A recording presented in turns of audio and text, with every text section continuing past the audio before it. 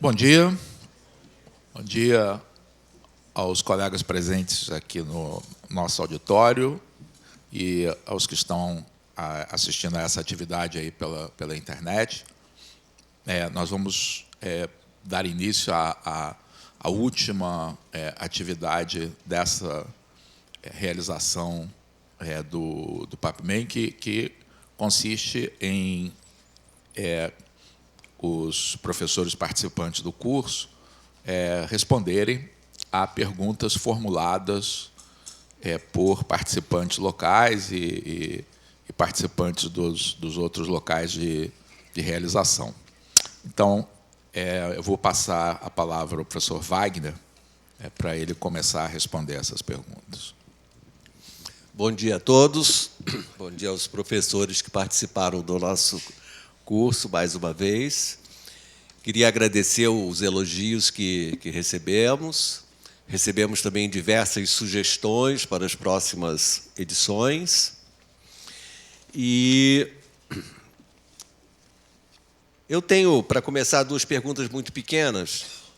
Primeiro, a pergunta se eu vou continuar a geometria analítica com vetores, e a resposta é que, em princípio, não. Nós já fizemos 3 oportunidades, eu acho que já temos um material bastante consistente para vocês seguirem em frente.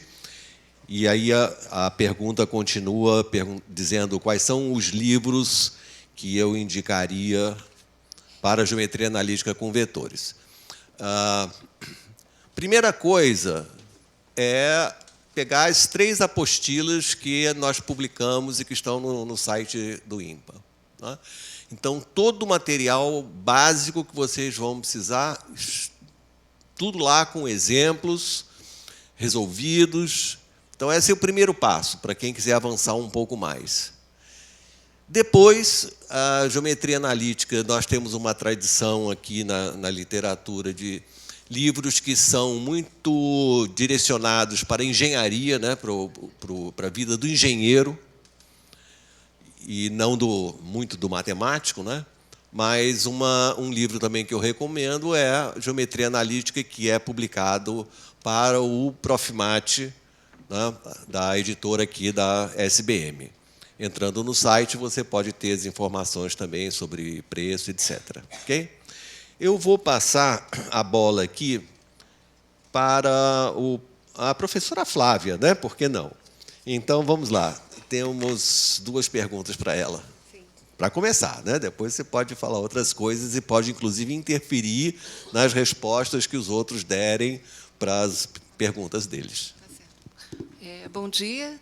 Então, a primeira pergunta, eu vou ler. O livro aberto faz previsão sobre o número de aulas previstas ou necessárias para cada assunto?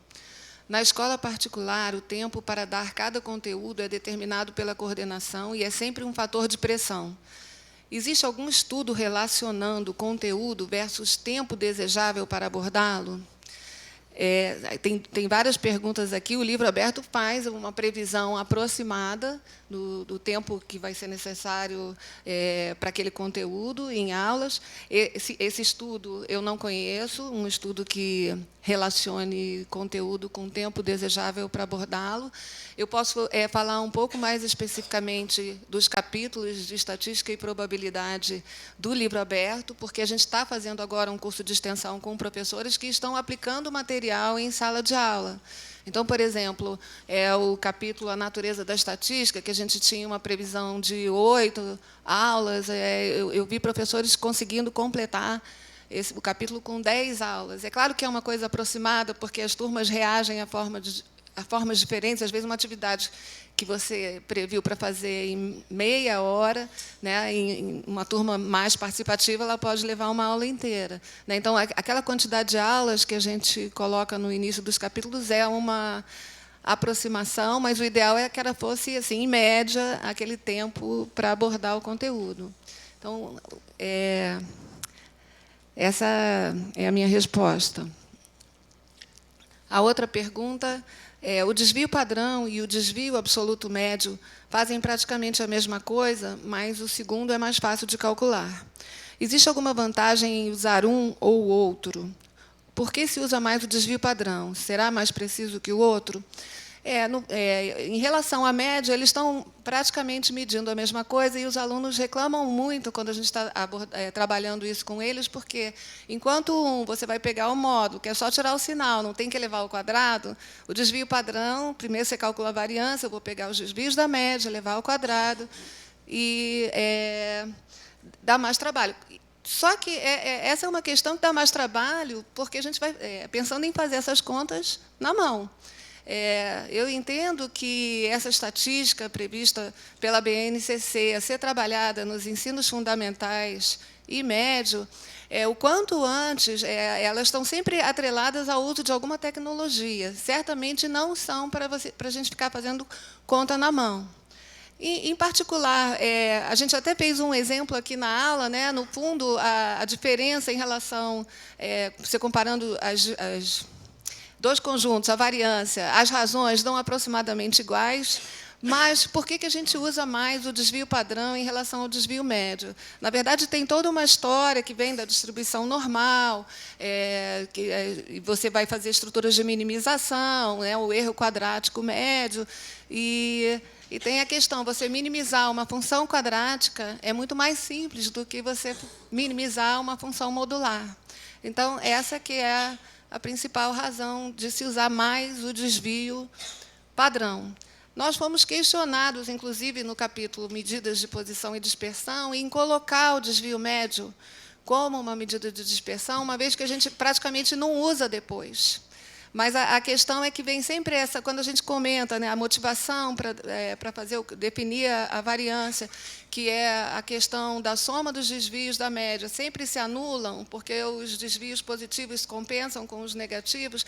Sempre, quando a gente pergunta como é que a gente pode resolver essa questão, em geral, vem a solução tomar os erros em valor absoluto, e não elevar ao quadrado. Em geral, eles pensam primeiro o valor absoluto.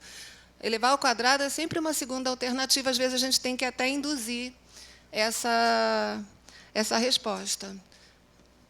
Então, é isso. Obrigada. Obrigado, Flávia. Realmente, essa pergunta ela é extremamente comum, não é? E a resposta foi excelente. Adorei. Bom, eu vou passar agora a professor Branco.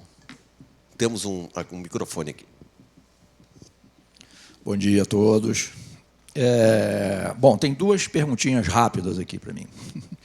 Primeiro quais serão os assuntos de lógica para o próximo PAPMEM?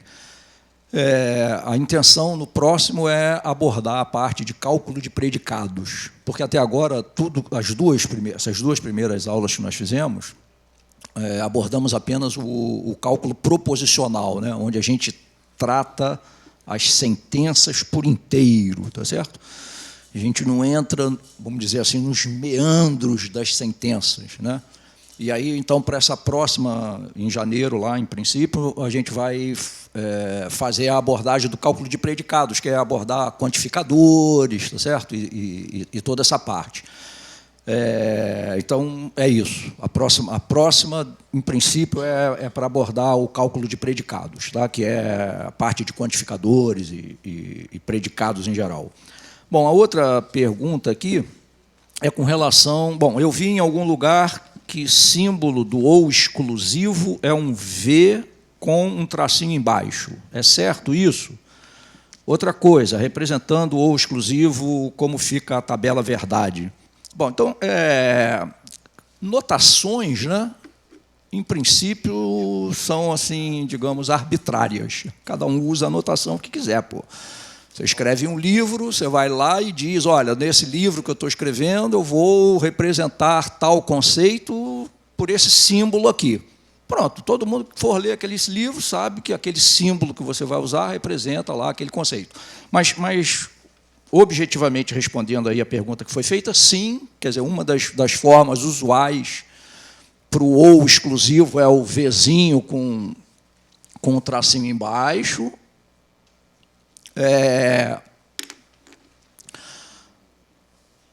Outras duas formas também usuais, né? Uma que eu comentei aqui, numa resolução interna aqui de exercício, é o Vzinho com um círculo assim em volta, E que é, como eu comentei, originário de uma representação lá mais de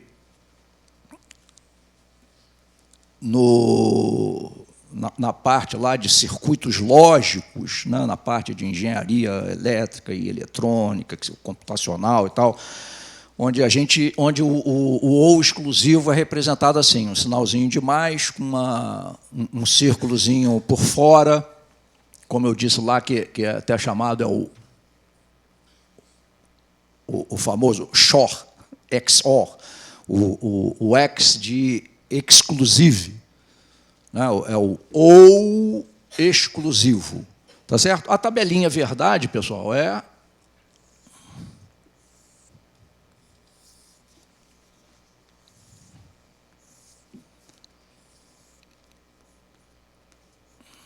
bom, vou usar o Vzinho com traço embaixo. Então, a tabela verdade do ou exclusivo.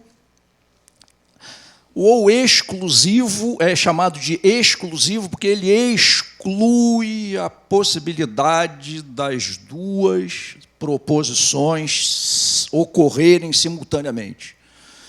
No ou normal, vamos dizer assim, no ou inclusivo, essa hipótese, essa interpretação aqui é considerada verdadeira. No exclusivo, ela é falsa. Então, a tabelinha verdade do ou exclusivo é assim. Ele é verdadeiro quando uma e apenas uma das proposições conectadas é verdadeira. Ok? Obrigado aí. Só um comentário, que o exclusivo é, digamos, talvez a utilização mais usual na linguagem informal.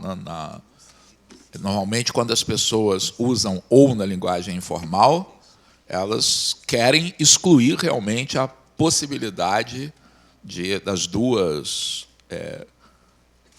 afirmativas serem válidas ao mesmo tempo. Ok, gente, vamos então para o Luciano? Podemos? Luciano está cheio de trabalho hoje, hein? Com certeza. Vamos lá. Chegaram para mim 3 perguntas de Belo Horizonte. Cadê o nome do professor? Perdão. Do professor Wagner Monte Raso Braga. Bom, a primeira, na verdade, é uma correção muito útil e muito importante que eu preciso fazer e agradecer. No problema 2 da aula, o professor coloca aqui até aos 59 minutos e 0 segundos da aula, uma loja oferece pagamento em 4 parcelas mensais. Faltou a palavra iguais. Muito boa observação, obrigado.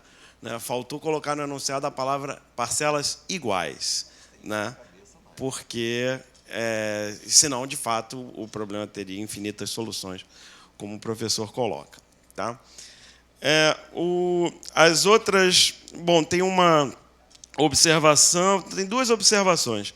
Uma é sobre a não existência de juros simples, que é um conto de fadas, né, como o Morgado já falou, etc., etc., né? E ele grifa aqui as minhas palavras. Isso é absolutamente irreal, não existe no mundo real. Né? E aí tem uma discordância respeitosa do professor aqui quanto a isso. Ele dá alguns exemplos, na verdade, ele fala bastante sobre isso. Todos os exemplos são muito interessantes, são coisas que ele afirma que acontecem na prática e, de fato, eu acredito que aconteçam na prática. Bom, primeiro, eu queria ressaltar que eu já falei sobre isso durante a aula. Né? Eu falei que... Eu até antecipei esse tipo de objeção, porque eu já tinha ouvido antes. Juros simples existe, sim, na vida real. Bom, existe... Quando existe, é sempre em período inferior à taxa contratada. Foi o que eu disse, e essencialmente é o que está aqui também no comentário do professor. Aliás, vale a pena ler um trecho da observação do professor, que é o seguinte: ressaltando que o pagamento desses títulos em atraso são válidos sempre, destacado, por um tempo inferior a 1 mês após o vencimento, sendo que a taxa contratada é mensal. Então, sempre período inferior a 1 mês. Passado esse tempo, os títulos se tornam inválidos. Eu achei isso bem curioso. Os títulos se tornam inválidos, sendo necessário a confecção de um novo título, com valor atualizado, também com prazo de validade para pagamento de, no máximo, 1 mês após o vencimento. Ora, o que está acontecendo aqui, gente, nessa situação, que eu até acredito que seja uma situação comum, isso não é juro simples, tá? Juro simples seria se a evolução, no caso é uma dívida, né? Juro simples seria se a evolução da dívida com o tempo fosse uma função afim, cujo gráfico é uma reta. E não é isso que está acontecendo aqui, certo? Justamente porque ele fala, o título de mês em mês é renovado.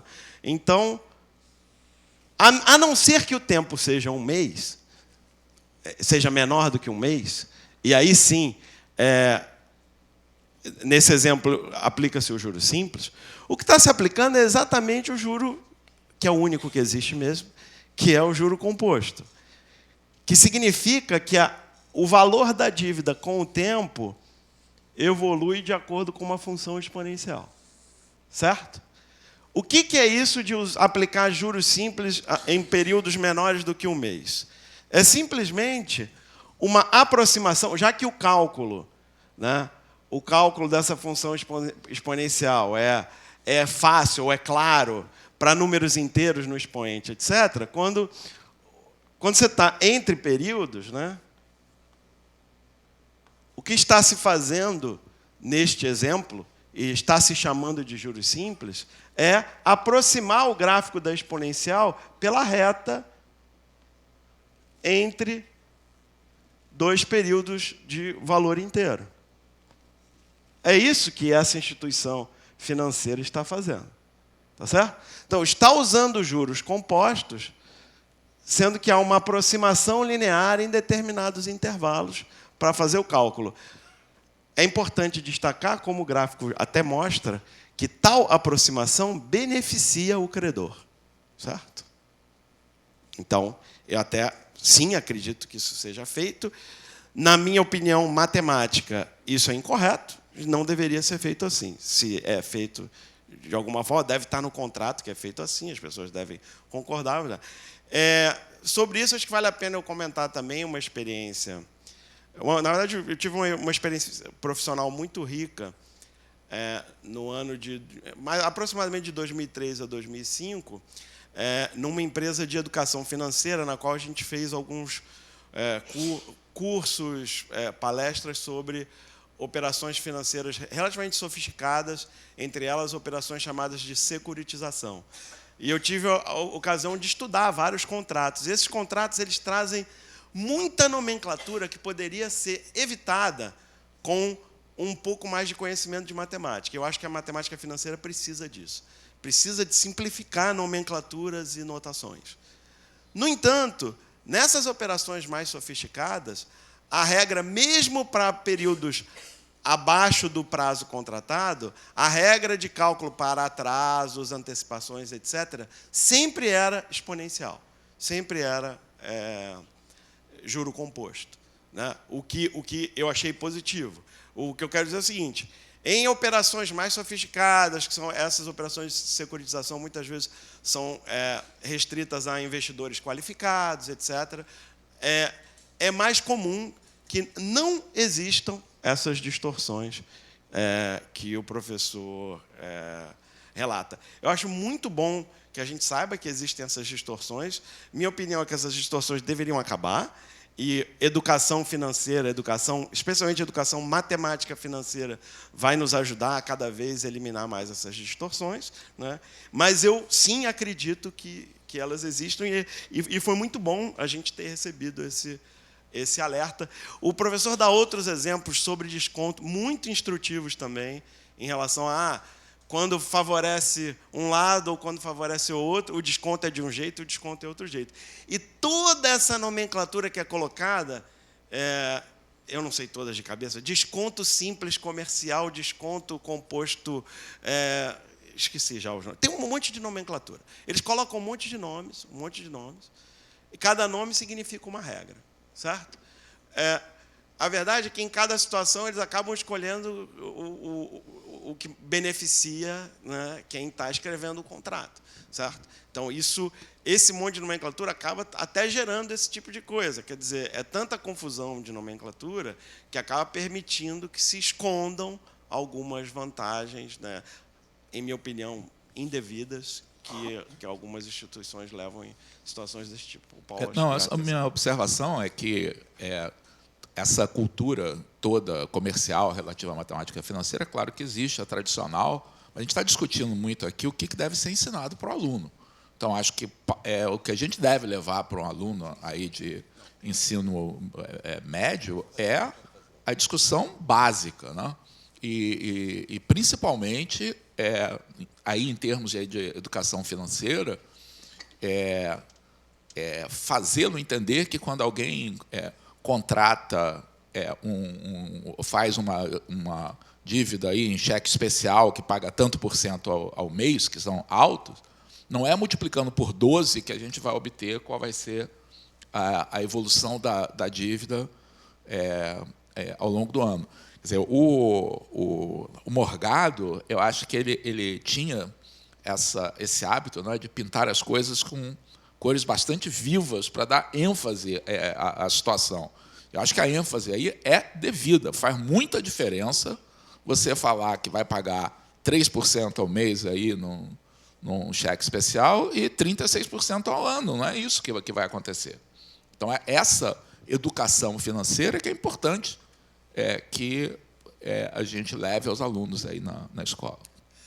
Ainda complementando e falando do professor Morgado, que trabalhou conosco aqui por muitos anos, em relação àquele gráfico do Luciano, né, daquela poligonal apoiada na exponencial, ele perguntava aos alunos, e a professores também, incisivamente, assim: você conhece a regra de ouro da matemática financeira? Aí todo mundo ficava olhando e ele explicava: quem tem o ouro faz a regra. E pronto. Então, era sempre para beneficiar aquele. Quem nunca viu a aula do Morgado aí sobre matemática financeira, que tem nos nossos vídeos, assista, vale a pena. E a outra observação é a respeito da solução que está lá escrita sobre o exercício número 3. Eu vou comentar muito rapidamente, tá? Mas, para mim, o tema aqui é parecido ao que a gente falou agora, de nomenclatura, né? O professor discorda da solução apresentada por mim e, na minha opinião, o motivo da discordância é que eu não utilizei a nomenclatura adequada, porque a matemática é exatamente a mesma, a que o professor apresentou e a que eu apresentei. Na minha opinião, a matemática que eu apresentei é mais simples do que a que o professor apresentou. Justamente por envolver menos nomenclatura. Então, ele coloca que eu deveria ter usado a taxa equivalente à taxa real e etc., que é isso, que é uma nomenclatura, e aí ele define o que é essa nomenclatura e apresenta uma solução corretíssima usando a nomenclatura que ele apresentou. O meu ponto não é necessária essa nomenclatura. Na verdade, eu nem vou escrever a equação inteira, mas... na equação do professor aparece um termo que eu já não lembro exatamente as letras que ele usou, eu vou usar outra letra aqui. Ele apresenta um termo 1 mais i elevado à quinta, que aparece dos dois lados da equação. Acho que é im, deve ser o que ele apresenta. Que aparece esse mesmo termo dos dois lados da equação. Na minha solução aparece um termo 1 mais i, no mesmo lugar que aparece esse termo do professor, também dos dois lados da equação, e esse termo se simplifica, né? O que eu usei foi a taxa de inflação, chamei de i, para o período inteiro. O que o professor usou foi a taxa anual média de inflação nesse período inteiro. Tá certo? As duas soluções, na minha opinião, são matematicamente equivalentes, com a diferença que a minha solução usa menos nomenclatura, especialmente menos nomenclatura decorada, padronizada, que eu acho que acaba acrescentando ruído à matemática envolvida na solução. Essa é a minha opinião. Tá? Obrigado. Obrigado, Luciano. Então, eu vou passar a bola para o professor Nerrabi agora. Eu queria fazer um rápido comentário a propósito do que o Luciano comentou de nomenclatura, né? Quem já leu algum livro de matemática financeira vinculado a cursos de administração fica aterrorizado, porque a terminologia é uma coisa alucinante. E eu queria só citar um exemplo clássico que todos nós já vivemos. Você vai contratar um empréstimo imobiliário, durante anos a gente ouvia falar que era juros de 12% ao ano, não é verdade? Mas na hora que você vai pagar a prestação, você está pagando 1% ao mês. Então, essa distorção é causada pela linguagem propositalmente, voltando à frase do Morgado, né? Quer dizer, há uma nomenclatura informal que você vai pagar 12% ao ano, e eu até fui testemunha de uma ação judicial que um cara me chamou para tentar protegê-lo. Eu disse, sinto muito, meu querido, 12% ao ano é 0,9 alguma coisa ao mês, nessa você está ferrado. Então, nós sabemos que isso é real, né? Essa coisa do... Eu queria fazer uma pergunta, na verdade, porque eu ouvi dizer que quando você atrasa um boleto, por exemplo, uma mensalidade escolar, etc., você tem primeiro uma multa pelo atraso e depois você paga os juros de mora. Esses juros de mora são juros simples? Eu acho que são. Então... São juros simples se for menor do que o período. É a regra de ouro, é exatamente isso. Se você deixar essa mensalidade em atraso por 5 anos, não vai ser. Não vai ser. A questão é simples quando beneficia o credor. Quando para de beneficiar o credor, não é mais simples. Tem uma pergunta, você quer continuar, Nerrabi, a sua pergunta aí no final? Okay. Enquanto você lê, eu vou passar a bola aqui para o professor Branco, que ele vai explicar uma coisa importante que não veio a tempo. Não, é porque a pergunta que foi feita com relação a esse negócio da tabela, na cópia que eu tinha recebido, veio faltando aí alguma coisa, a pergunta que veio para mim estava incompleta. Na realidade, a pessoa que fez a pergunta pediu... perguntou qual seria a tabela, usando essa nomenclatura aqui para o ou exclusivo, como seria a tabela verdade de... Aí tinha essa... P ou exclusivo, Q ou R. Então, como é que seria a tabela verdade nesse caso?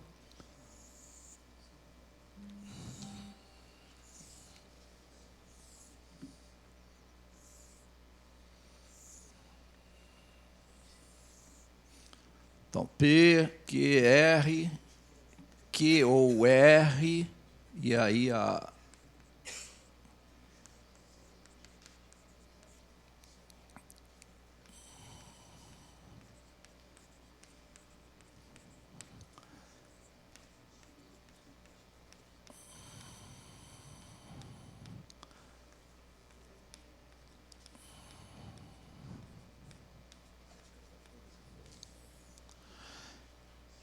Então, aqui o ou inclusivo, né, o normal, portanto, só é falso quando as duas são falsas, né? Então, ele é falso aqui, e é verdadeiro em todas as outras interpretações. E agora o ou exclusivo entre essa coluna e essa. Tá certo? E aí a interpretação do ou exclusivo é essa que a gente acabou de ver aqui anteriormente. Então, aqui, ó, as duas verdadeiras, aqui é falso, duas verdadeiras, aqui é falso, duas verdadeiras é falso, uma verdadeira e a outra falsa, verdadeiro, aqui verdadeiro, verdadeiro, verdadeiro e falso aqui no final. Ok? Obrigado. Obrigado, Branco. O PC, posso passar a bola? Sim. A pergunta que foi formulada aqui para mim diz respeito àquela situação de você ter uma caixa ou uma urna com bolinhas iguais, 9 pretas e uma branca, e se fazer o experimento de retirar as bolinhas dessa caixa até sair uma bola branca. Aí a pessoa pergunta se faz sentido perguntar, em média, em que retirada sai a bolinha branca. Então, o que você vai observar... Com reposição. Sem reposição. Sem reposição? Sem reposição, Ah. Então, certamente vai sair uma bolinha branca. Nós vimos que o que acontece nessa situação é que todas as permutações de bolinhas são igualmente prováveis, o que faz com que a probabilidade da bola branca sair em qualquer posição, tá, seja sempre a mesma. Então, a ideia do número médio é o que se chama, em probabilidade, o valor esperado, ou a esperança matemática desse resultado aleatório, dessa variável aleatória, que é a terminologia que normalmente é utilizada. Isso faz sentido toda vez que você esteja observando um resultado numérico, ou construa um resultado numérico a partir do resultado de um experimento aleatório. Nós falamos sobre isso, aliás, no curso de um ano atrás. No curso de julho de 2018, ele foi exatamente relativo a essa noção de valor esperado, que é uma noção extremamente útil, muito empregada quando você analisa do ponto de vista probabilístico um determinado fenômeno, mas que, por alguma razão, não é parte do programa usual do ensino médio. Devia ser, tá? É perfeitamente acessível aí para os alunos, e a gente, então, abordou isso aí, vocês têm o material, o vídeo na aula do ano passado. Então, a resposta a essa situação, a gente define esse valor esperado, e a motivação para essa definição é que corresponde ao que você tenderia a se aproximar ao repetir esse experimento um grande número de vezes. Ele é a média ponderada dos valores possíveis com pesos iguais às probabilidades. Então, no caso, como as probabilidades são iguais, isso vai ser simplesmente a média das possíveis números de retirada. Então, a primeira retirada corresponde ao número 1, na segunda ao número 2. Então, vai ser simplesmente a média aritmética dos números de 1 a 10, que vai dar 5,5. Isso, às vezes, confunde as pessoas, porque esse valor médio, o valor esperado, é um valor que você nunca vai observar. Você nunca vai observar a bola branca na quinta retirada e meia. Tá? Mas ele é exatamente isso, é a média dos valores possíveis em que a retirada ocorre, ponderado pelas probabilidades. Repito, para ver mais sobre isso, vejam a aula de um ano atrás, em julho de 2018. Obrigado, Paulo César. Nerhab, então, já está com a sua pergunta engatilhada?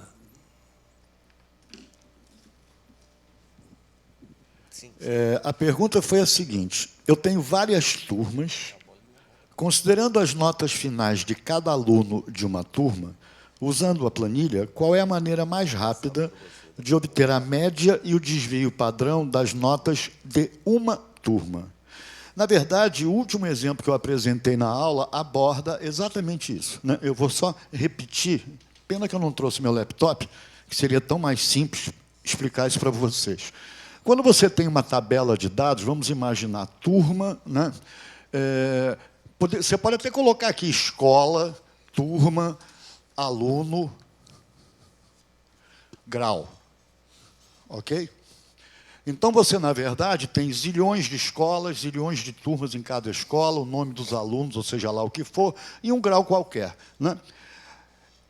O recurso mais interessante para você visualizar uma turma, existe em qualquer planilha, é o funilzinho, que é a filtragem.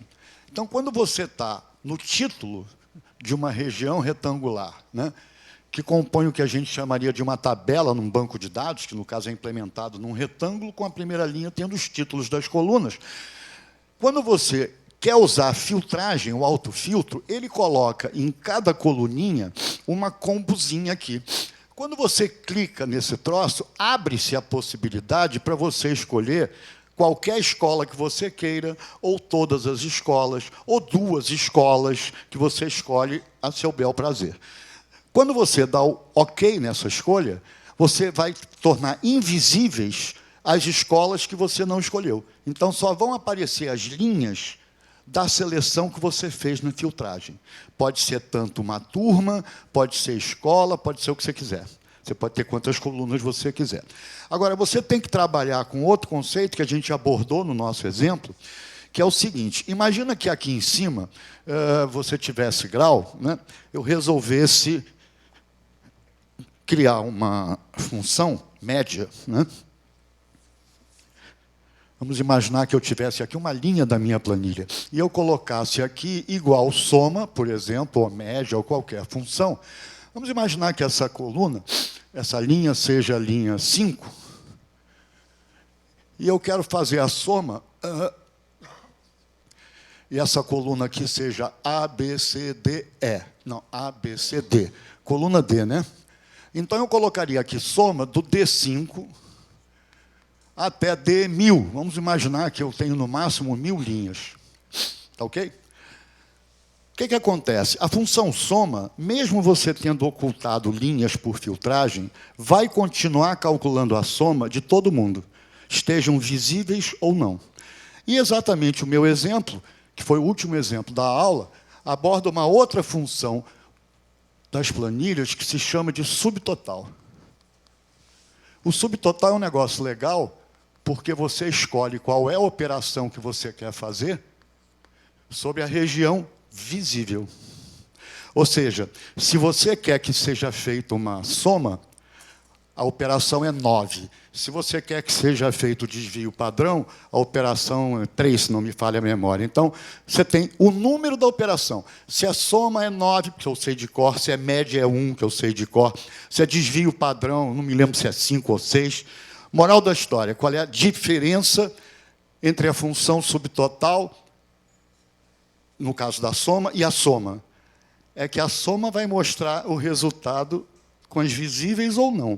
O subtotal só com as visíveis. Com isso, se você seleciona uma particular turma, o valor que vai aparecer aqui é a soma dos graus só daquela turma. Se você escolher média, você vai ter média. Se você escolher desvio padrão, vai ter desvio padrão. Essa é a solução que eu apresentei, mas existem 2 outros recursos de planilha que implementam de forma mais sofisticada esse mesmo resultado. Um é chamado, dependendo do tipo de planilha, consolidação ou agregação, agregar. O que ele faz, na verdade, esquece filtragem. Você tem todos os dados. Você diz que você quer quebrar os seus dados, supostamente já ordenados, por um determinado campo. Então, você quer quebrar por turma, fazendo que conta? Uma certa conta sobre o grau. Então, é um recurso mais sofisticado que você tem tanto na planilha cálculo como na Excel. E o terceiro tipo de solução é uma coisa que há um exemplo lá no Google Drive, que é a tabela dinâmica, que é mais legal ainda. A tabela dinâmica, no fundo, ele pega os seus dados e faz uma agregação que a gente diz que é dinâmica. Em que sentido? Eu posso... Fica difícil, né, sentar com o laptop aqui, explicar isso, mas vou dar uma dica. Há um exemplo desse lá no Google Drive que eu coloquei. É a última planilha. Tá? Como é que você pode criar dinamicamente esses cruzamentos. Tá certo? Eu quero quebrar por escola, por turma, e quero calcular o que você quiser. Vários tipos de cálculo. Eu posso ter numa mesma tabela agregada, a média, o desvio padrão, seja lá o que você quiser. Então, a gente tem 3 recursos para resolver esse tipo de problema, e só menciono mais uma vez que o primeiro exemplo que eu mostrei foi feito durante a aula, com outros dados, né? Era dados populacionais do IBGE, onde a gente tinha região norte, nordeste, sul, as unidades federativas, os estados, população de homens, rural, população de mulheres, rural, população de homens, urbana, que é exatamente o mesmo problema que você está me propondo, só que no contexto de graus de alunos, ao invés de população por determinada segmentação. Tá ok? Obrigado, Derrabe. E agora, professor Roberto, tem alguma coisa para responder, não? Tem a pergunta, bom, é sobre o jogo de adivinhar o número com mentira, né? E a pergunta que me foi feita, não sei de onde ela chegou, é como fica a estratégia em um caso simples, em que você tem que adivinhar um número de 1 a 4, mas são permitidas 2 mentiras ou até 2 mentiras, né? E a resposta é igualmente simples, eu não sei. Deixa eu tentar aprofundar um pouquinho essa resposta. A gente tem a solução completa daquele jogo quando permitindo uma mentira, sempre uma ou zero, né? Ou 2, 1 ou 0. Né? Então, quando é permitida uma mentira, o artigo que achou a solução do problema é de 1990. Quando são permitidas 2 mentiras, o artigo científico mesmo, né? Que achou a resposta é de 94, e quando são permitidas 3, foi 98, para mais do que 3 ninguém tem resposta. As estratégias para 1, 2, 3 mentiras vão ficando progressivamente mais sofisticadas. E, em geral, a resposta depende muito de propriedades do número n, que é esse número, né, escolha o número de 1 a n, né, que a gente está falando. A solução é sempre baseada, né, isso eu posso dizer com segurança, é sempre baseada naquela ideia que a gente viu na aula passada, ou, melhor dizendo, numa generalização dela. O que você faz? Vamos pensar nos números de 1 a 4. Aqui tem os saudáveis, né? Isso. Ferido uma vez e ferido 2 vezes, né? Então, de início, vamos dizer, os números de 1 a 4 estão todos saudáveis. É feita uma pergunta e todos os números, por exemplo, eu pergunto, o número está entre 1 e 2? Se a pessoa me responde sim, então os números de 3 e 4 acabaram de ser feridos uma vez. Né? Isso significa o quê? Significa que eles já foram negados uma vez, né? Se eles podem ser negados mais uma vez, se eles forem negados 3 ou mais vezes, como só podem 2 mentiras, então é porque realmente nem o 3 nem o 4 são o número escolhido. Né? E aí você pode continuar jogando, vai vendo que vai ficando mais complicado. Por exemplo, eu pergunto, o número é 2 ou 3? Vamos dizer que a resposta a isso seja não. Né? Então, aqui o 2 veio para cá, foi ferido uma vez, o 3 já está ferido 2 vezes, está à beira da morte. Né? Se ele for negado mais uma vez, ele vai morrer. Agora, a coisa que facilita quando você está no caso... Na verdade, eu olhei o caso particular, né, que era o N lá, que eu tinha escolhido, era o 8. E o 8 tem uma propriedade interessante, bom, vocês virem as notas que eu escrevi. Ele é uma potência de 2, mas ele é uma potência de 2 em que o expoente é uma potência de 2 menos 1. Então, se a gente estivesse olhando um número, por exemplo, como o 16, né, que não tem, é uma potência de 2, mas não tem esse tipo de expoente, a solução já ia ser bem mais complicada, mesmo para o caso de uma mentira. Então, o que eu estou querendo dizer é que propriedades aritméticas desse número n aqui vão tornando esse jogo cada vez mais complicado. O que eu fiz foi mostrar a estratégia que existe, que vai funcionar, né, generalizando um pouquinho para qualquer número com essa cara aqui, mas a estratégia para outros n's é mais complicada. O jogo com 2 mentiras até para n igual a 4, bom, se a gente fizer muita força, a gente vai conseguir chegar a uma solução com 5 perguntas.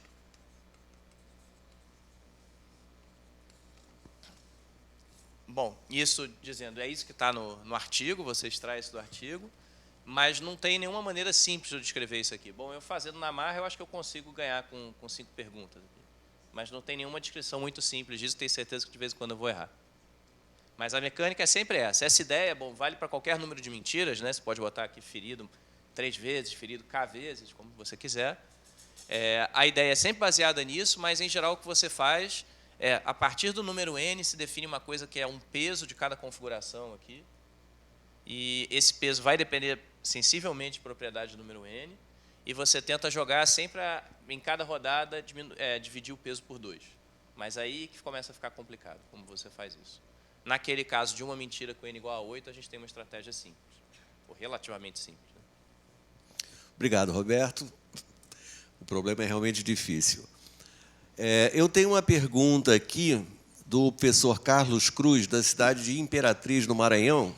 Você vê como nós vamos longe, né? Aliás, são duas perguntas. Eu vou responder uma delas, que é mais rápido de fazer. Você imagine, digamos, um retângulo. Depende da figura. A pergunta vem aqui.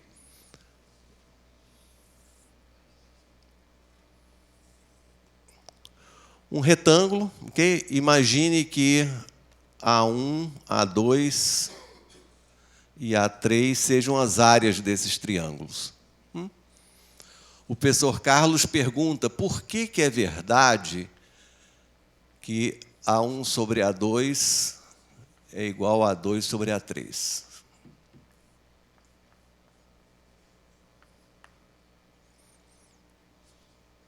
É verdade. E não é difícil de perceber se nós temos na cabeça a seguinte propriedade. Imagine um triângulo cortado aqui em 2. A propriedade é a seguinte.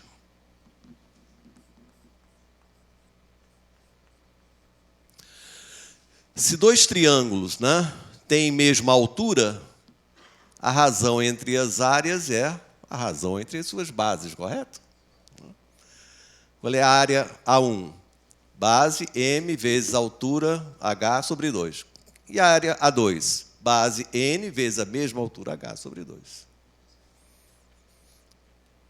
Então, vamos chamar aqui m e n.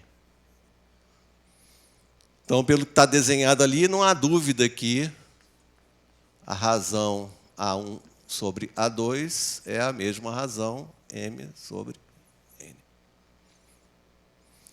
Agora, vamos chamar esse segmento m' e esse n'. Pela mesma propriedade, a razão A2 sobre A3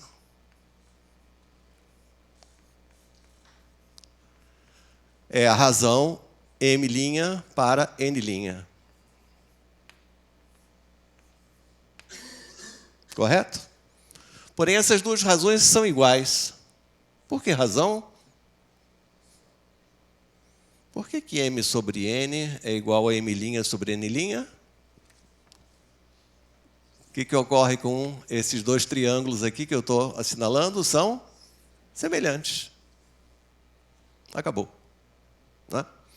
Como esses triângulos são semelhantes, essas razões são iguais e o resultado está aí. Tudo bem, Carlos? Muito bem. A outra pergunta que ele faz é a seguinte.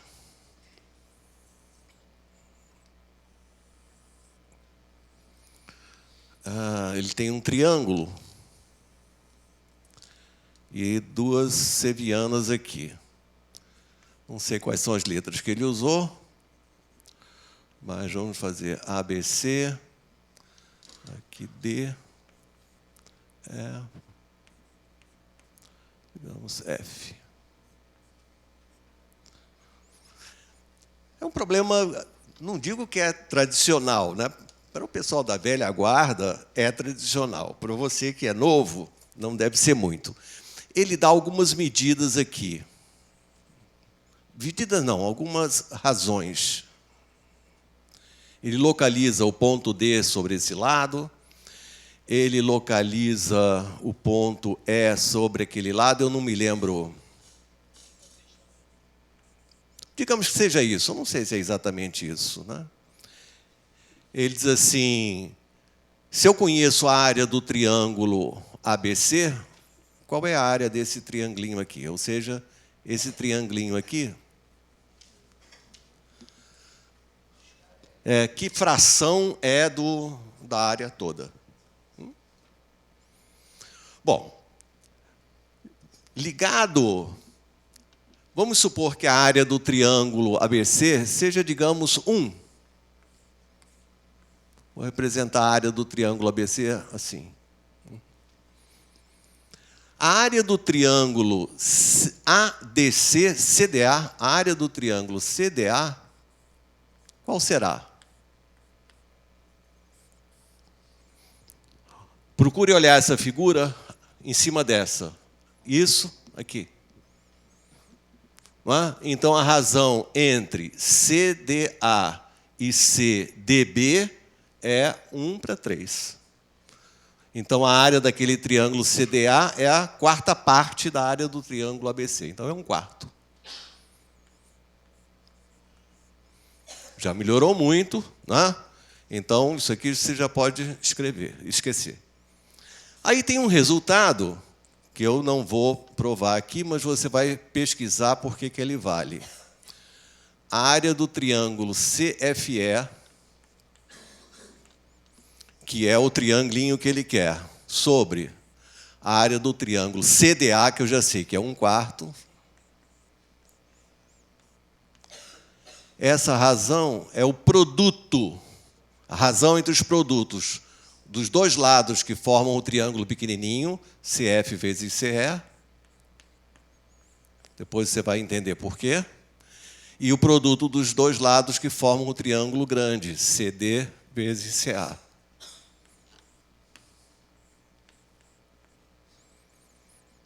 Ora, o que você sabe? Isso é 1/4. CE sobre CA, essa razão aqui você é dada. Ó. Digamos, é 1/3. Portanto, para resolver o seu problema de calcular essa área, você só precisa descobrir um jeito de calcular essa razão que é aqui dentro, CF sobre CD.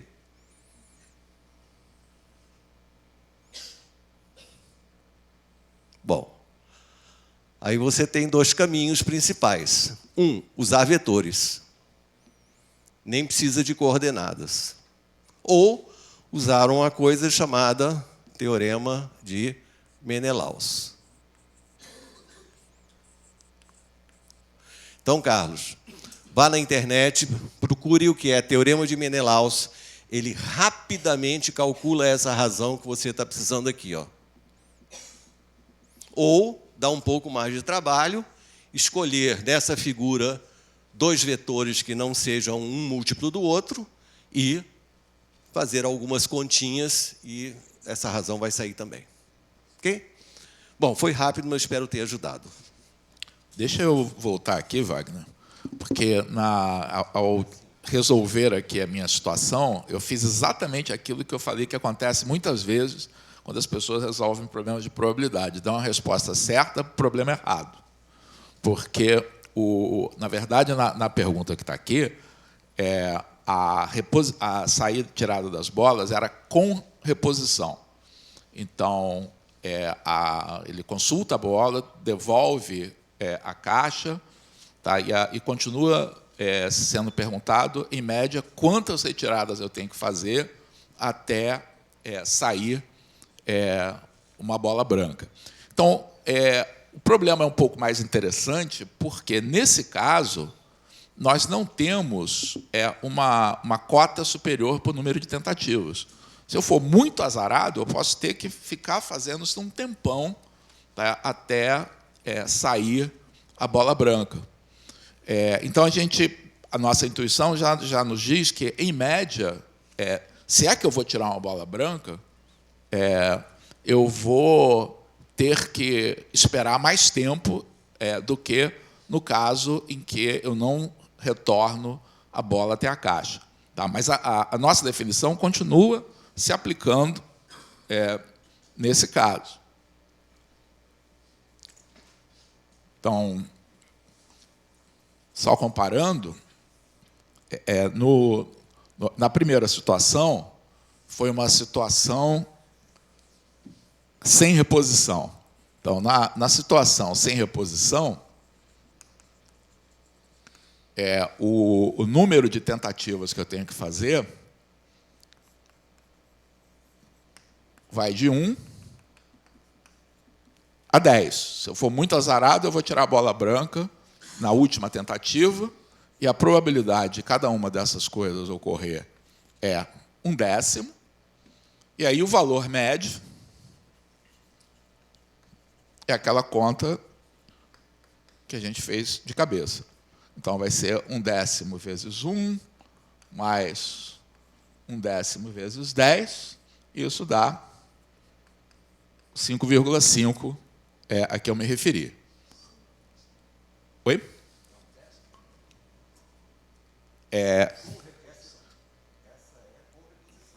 Não, sem reposição. Não. Todas as permutações são igualmente prováveis. Então, a probabilidade de sair na primeira vez é 1/10, de sair na segunda vez é 1/10, e assim por diante. Tudo probabilidades iguais. Agora, se for com reposição,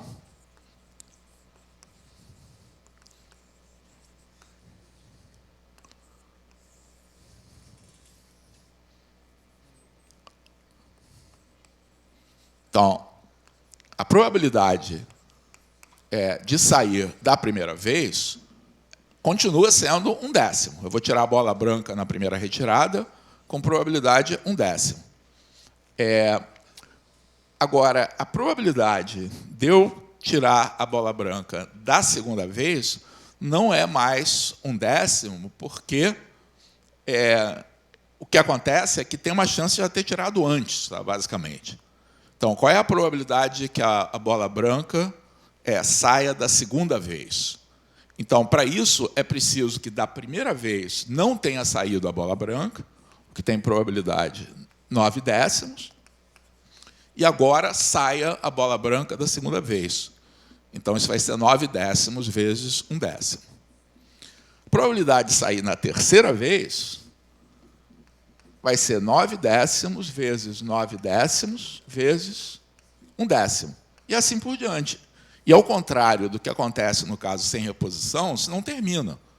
Tá? É claro que essas probabilidades aqui vão ficando cada vez menores. Quer dizer, é muito pouco provável que eu vá tirar a bola branca lá na 100ª tentativa. Tá? É muito mais provável que eu tire antes. Mas a minha tabela agora é uma tabela infinita, e aí o valor médio é uma soma infinita também. Então, isso vai dar 1/10 vezes 1, mais 9/10 vezes 1/10 vezes 2, mais 9/10 ao quadrado vezes 1/10 vezes 3, e assim por diante. Sabem calcular essa soma? Oi? Então, isso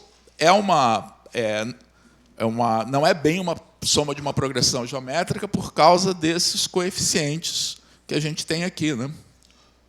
Se não fossem esses coeficientes, a gente calcularia com facilidade, mas com esses coeficientes é difícil de calcular. Tá? Bom, aí tem dois truques aí para fazer isso. Um truque é você explodir esses coeficientes e escrever isso aqui em 2 linhas, isso aqui você vai escrever em 3 linhas, isso vai dar uma soma de progressões geométricas, e aí vai dar o resultado. O outro truque é você chamar essa soma aqui de... Vou chamar isso aqui de S, e aí eu vou multiplicar pela razão, pelo 9/10. Então, quando eu multiplico isso aqui por 9/10, esse termo aqui vai ficar 9/10 vezes 1/10 vezes 1. Tá?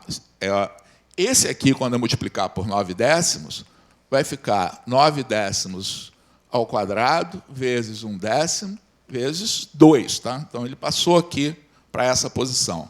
Então, cada termo vai ficar numa nova posição, e aí eu posso calcular a minha soma subtraindo essas duas linhas. Né? Então, subtraindo aqui as duas linhas, eu vou ter agora uma soma simples de uma progressão geométrica.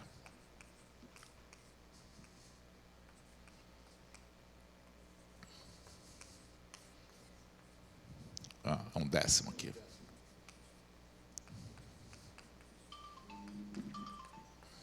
E isso vai ser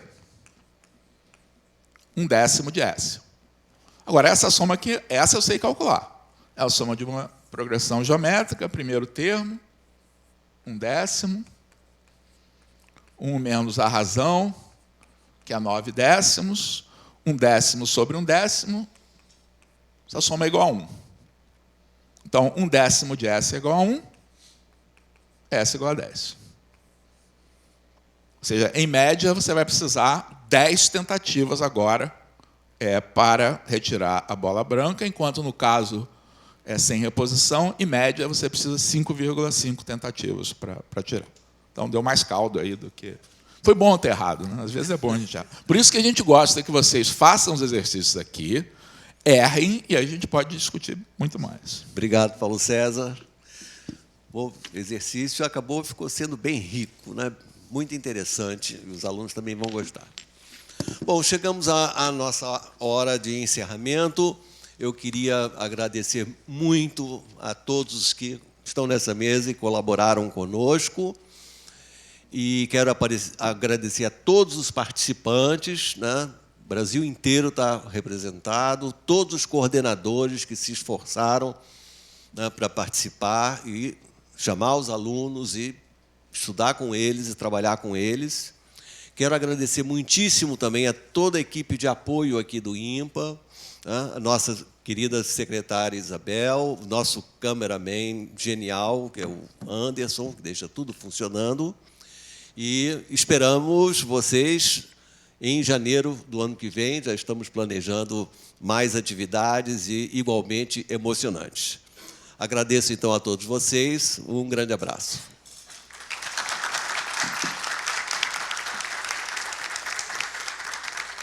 Robson, não foge.